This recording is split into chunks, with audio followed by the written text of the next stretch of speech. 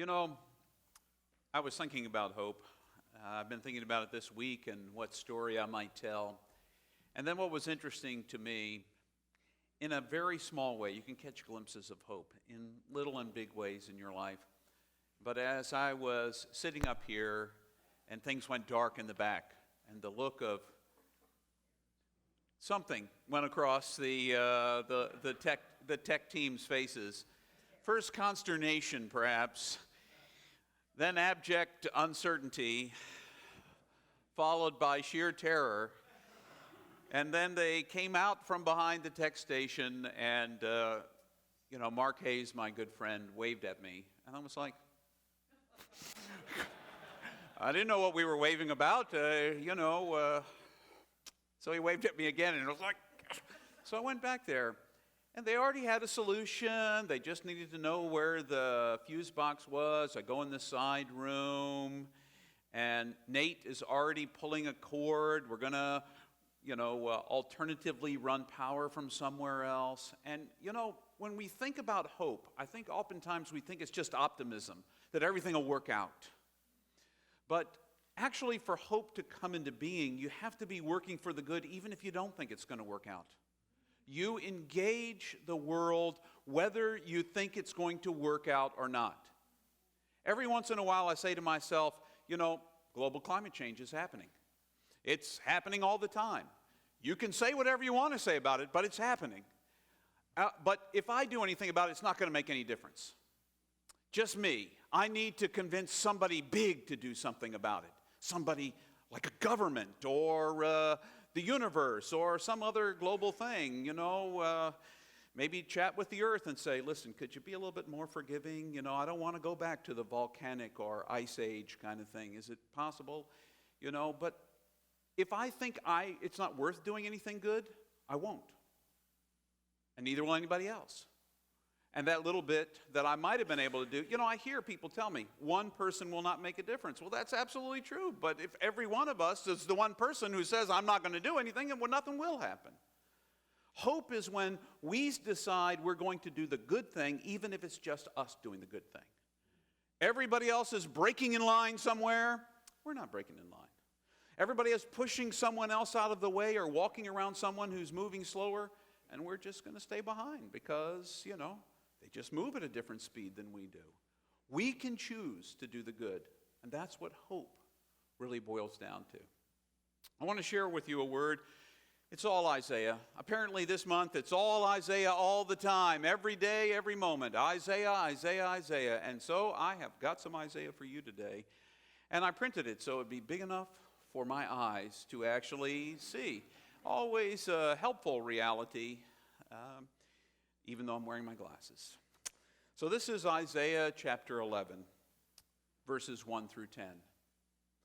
A shoot shall come out of the stump of Jesse, and a branch shall grow out of his roots. The Spirit of the Lord shall rest on him, the Spirit of wisdom and understanding, the Spirit of counsel and might, the Spirit of knowledge and the awe of the Lord. His delight shall be in the awe of the Lord. He shall not judge by what his eyes see, or decide by what his ears hear.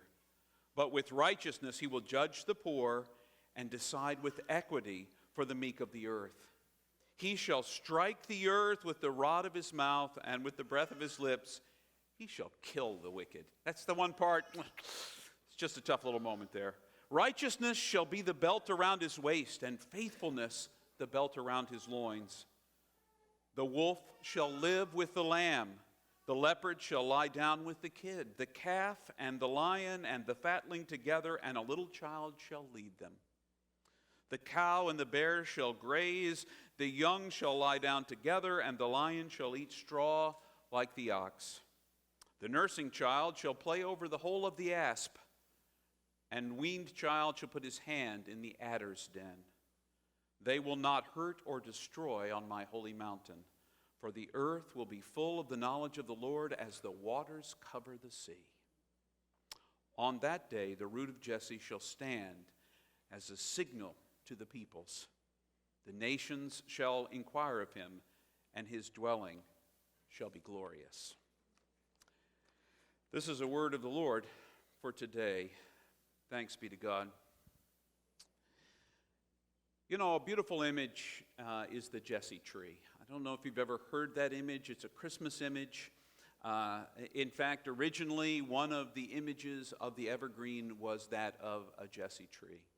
The idea that out of something that appears to be dead might come something new. A stump of a tree and a shoot comes out. Now, if I want a tree to grow back, it's not going to happen. But if I have cut back a tree because it's in my way, you better believe that bad boy is going to come back and come back and come back and come back. And until I grind its roots into nothingness, it is going to keep coming back because it springs eternally and life finds a way to win. And it seems to me that is what hope comes down to in some ways. That life finds a way to come out on top. You know, how many times have you been for a walk on a sidewalk that was so perfectly poured some time ago, only to find in one crevice, life has sprung up? A piece of grass or a little weed. It doesn't know it's a weed. It thinks it's supposed to live and grow. What would it be like if you and I lived that kind of way? I'm supposed to live and grow. I'm supposed to live and grow with all of these other livers and growers all around me. What would it look like if our life was lived in that kind of positive spirit, where we engaged the good even when all around us it seemed like bad was happening? What would it look like if we actually believed that out of that stump that looks dead, something good might come? The prophet Isaiah was writing this to a people who was in exile. The prophet Isaiah was writing it to a people who didn't see hope anymore. The promised land was gone from them. It was over. If you don't know who Jesse is, Jesse was David's dad. David, who became king over Israel, the one who was the man after God's own heart. Jesse, the Jesse tree. So the line of David is seen as coming from Jesse. And even though it appears to be a stump, even though the promised land is gone from these people in exile, there is a hope that out of that stump will spring new life. And you see, for us holding on to the promise and hope of new life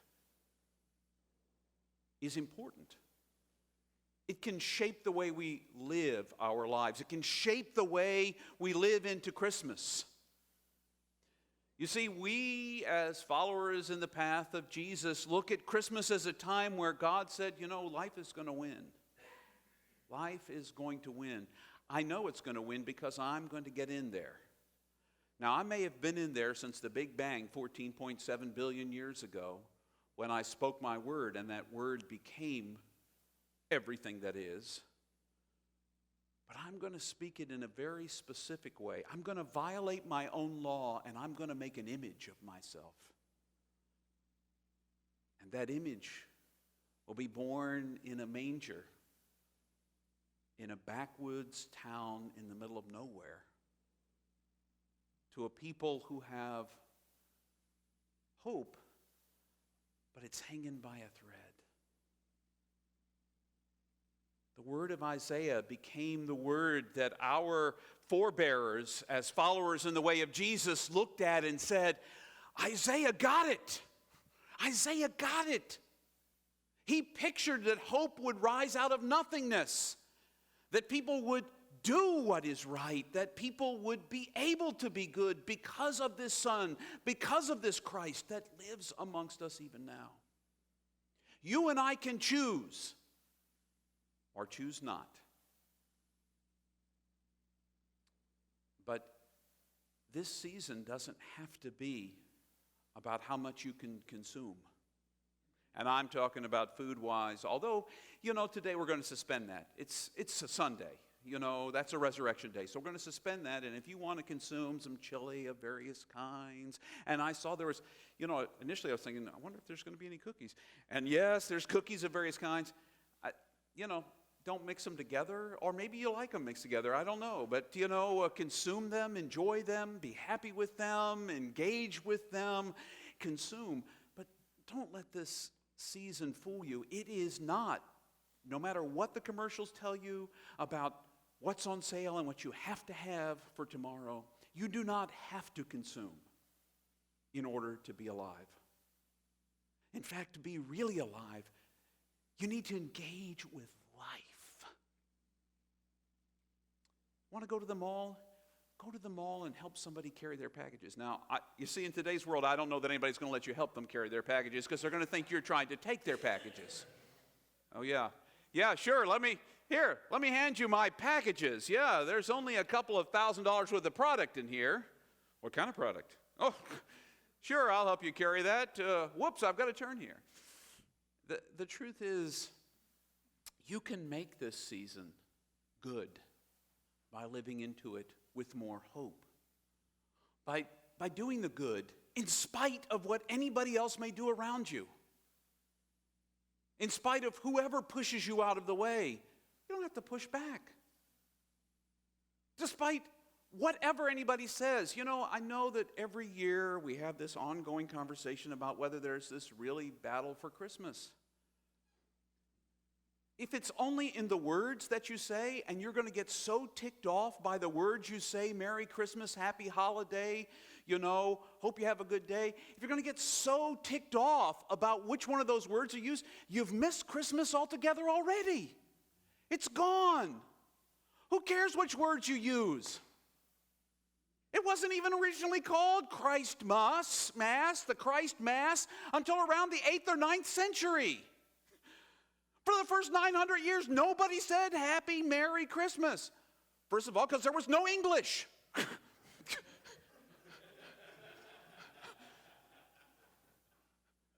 So if you're really, really going to get uptight about the words we're going to use, just tell somebody, I hope you find love this season. I hope you find joy this season. I hope you find hope this season. And if you haven't found it, come on down with me to my church at St. James, where we dispense hope every week for at least a few minutes. Or try. The truth of the whole Christmas miracle is it happened without, it's that moment in The Grinch when the Grinch is on top of the mountain and he's looking down, waiting for all the Who's to come out and be depressed because all their stuff is gone. And they start singing. And he begins to question to himself, how did it come? It came without baubles and decorations and presents under the tree and without all of the whoberry, dewberry, screwberry things. I don't know what they're called. Whatever rhymes.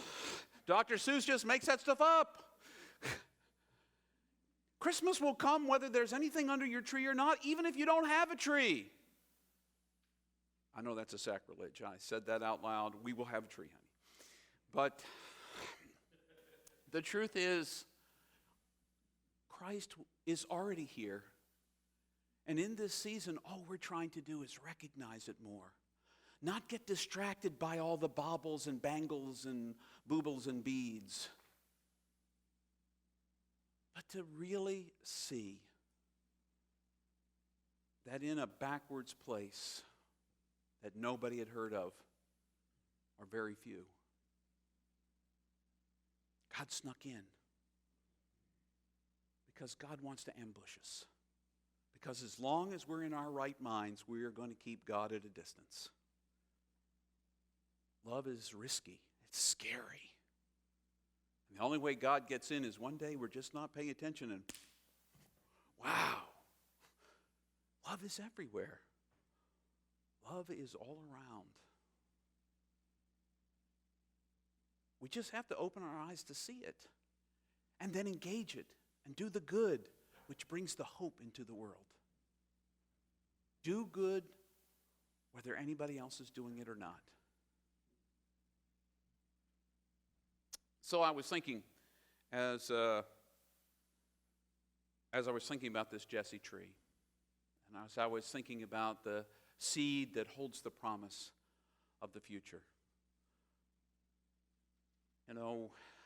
How many of you plant bulbs in your yard knowing that they just look like bulbs, but in the spring there's going to be tulips or flowers of some kind?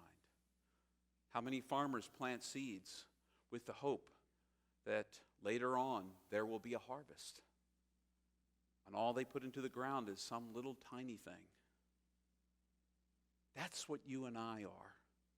Seeds of promise in this season. Christ was the original seed of promise, and in each of us that seed of promise has the opportunity to spring up. You can make it spring. Don't let this season rob you of hope. Now, I was thinking about it. I was thinking about all the ways I get robbed of hope. I do my very best not to watch the news anymore because it robs me of hope. And I especially, there are several channels I will no longer ever watch. MSNBC or Fox News, because neither one is news. I will choose to consume news in a careful, unsiloed way. I don't want to just read the things that agree with me. But I also want to be careful how much. The 24-hour news cycle pushes all of our buttons. There's always breaking news. I remember sitting in the hospital with my mom while my dad was having surgery. This was 6 years ago. And it was down in Norfolk. I didn't even hear about it here in Northern Virginia, but down in Norfolk, a helicopter, a naval helicopter, had gone down, and some folks were lost in the water. Ultimately, they found them and got them to the hospital and all those good kinds of things. But in the interim, there was breaking news. Only there was breaking news at 8 and 9 and 10 and 10:30 and 11 and 11:30 and 12 and 12:30, and there was no new news. I don't know what's breaking about news that's not news anymore, that's not breaking. I want to hear an update. What happened? Where are, well, a helicopter went down. I heard that. There's so much breaking news in the world. And maybe that's pretty serious breaking news. But, I can only, have so much breaking news before I'm on overload. Do you ever feel overloaded by all the things that are happening all the time, good and bad, but mostly bad? And it robs you of the hope that you could have. So, if you had one of those little red dots, and I wanted to get you some, but I couldn't find only red dots, put one on your television set. Put one on your computer screen, one of those sticky red dots, and just remember to consume with care. Consume with care. Some marker that you put that says, all right, if I turn on this television, what am I going to watch? Because what goes in shapes your heart, whether you're really willing to admit it or not. The stuff you take in shapes the way you see. And it shapes whether you feel like you can do any good in the world anyway, because it's so overwhelming. You can only do the good where you are right now. You can't fix all the problems somewhere else immediately, but you can start right where you are. You can make a difference right where you are. And that's what the hope of this season says. Why would God come in a person instead of just a blanket statement from the clouds? Why would God come in a human being? It's because the hope of the future is in your hands and your feet and our hearts when we make a difference. God didn't choose to send an edict down, boom, that we all had to follow. God chose to have a baby born that grew into a human being, an adult who spoke words that you could choose to receive or not.